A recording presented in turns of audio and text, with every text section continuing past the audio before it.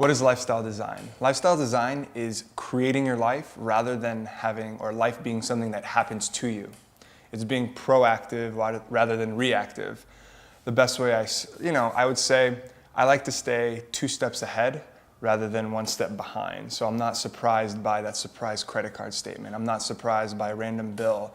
If I'm in control of my life, then I have the freedom to make the choices into the future.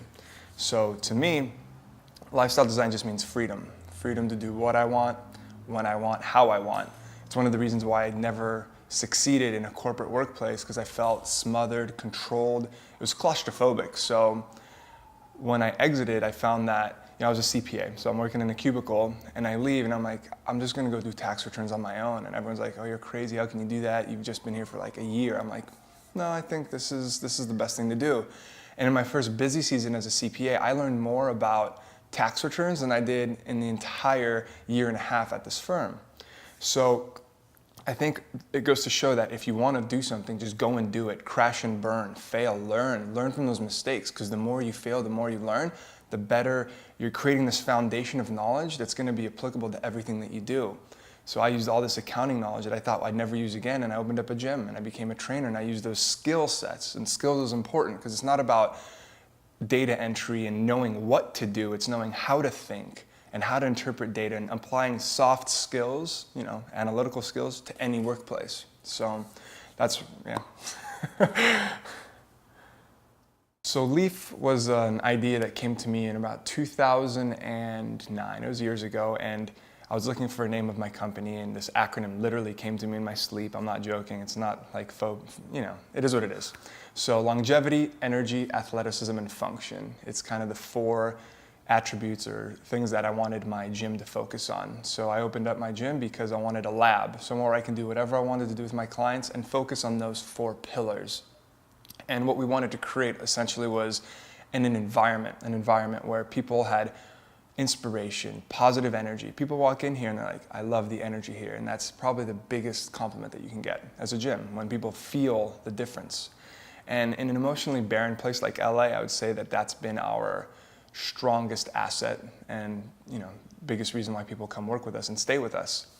So now that Leaf is in the process of expanding, but not expanding physically, just in the digital realm, Leaf is now a lifestyle brand where we have contributors and experts from all different walks of life contributing about longevity, energy, athleticism, function, whether it's weight loss, yoga, sex, travel, love, flexibility, sustainability. It's pretty much a playground for health professionals to voice their opinions. So our visitors can choose what works for them, and they get different perspectives, alternative perspectives. And I guess the theme has always been empowerment.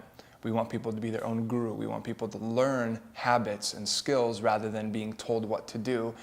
And we want them to think for themselves and decide what works for them and test it on themselves. So Leaf is a growing community, and it's a lifestyle community, and I'm really proud of it. What it means to be an entrepreneur.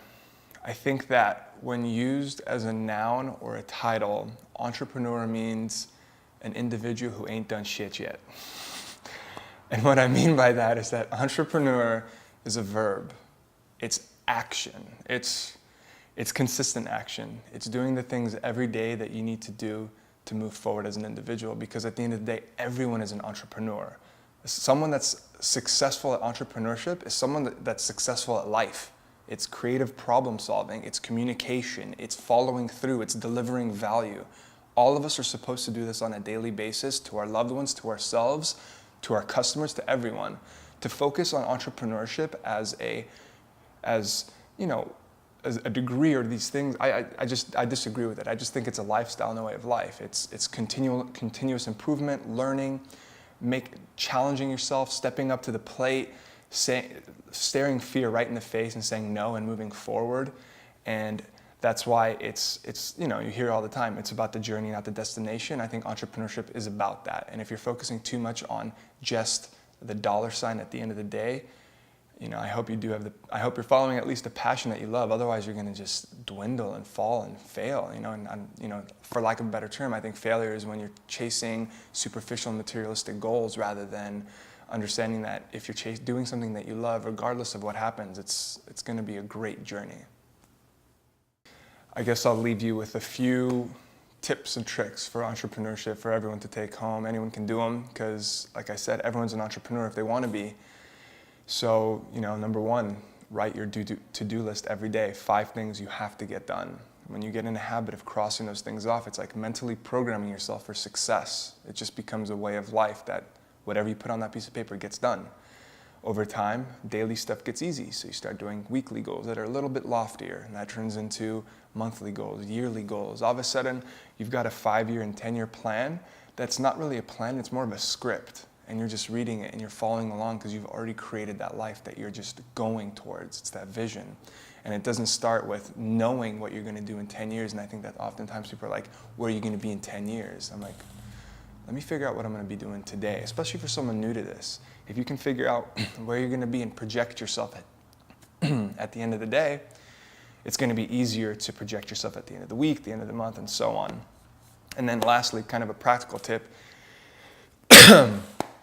freedom is being debt-free.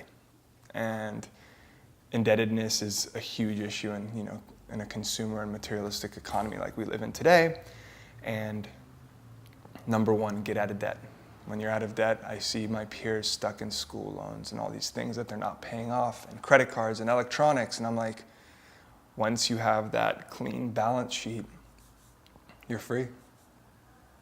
Thanks.